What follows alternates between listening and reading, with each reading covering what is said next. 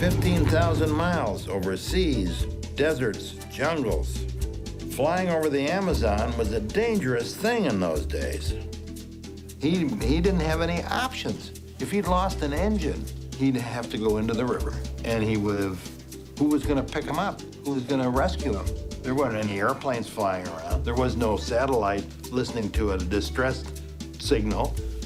He would be on the river, and then he'd pull up to the side, and he'd have to camp out there until somebody came and got him in a boat. But he seemed perfectly calm in his writing about flying up the Amazon when you read the book.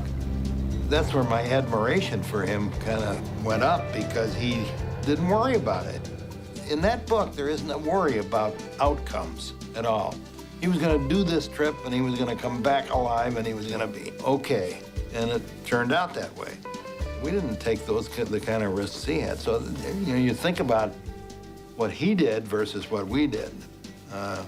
Then you begin to have some admiration for his guts and his persistence and his, and sometimes you could feel his voice, his urging.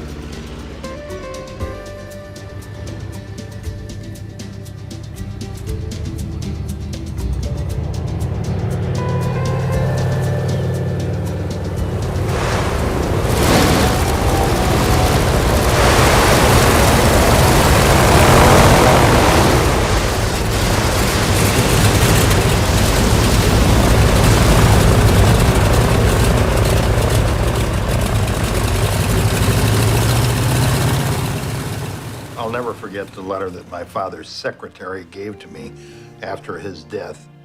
She told me that he had instructed her not to give it to me until after he was gone. That was a wonderful letter, because he'd obviously thought about it a lot and had put it aside.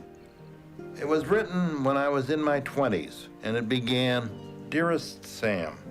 And he said that he had great confidence in me to carry on what he had started. And then he goes on to say that many people will tell you that you have not done the things the way I would have done them.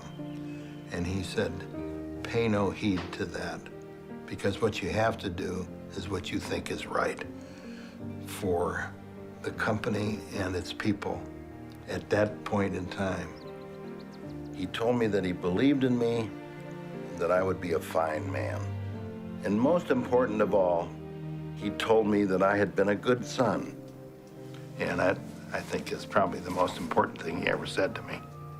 He signed it with great fatherly love.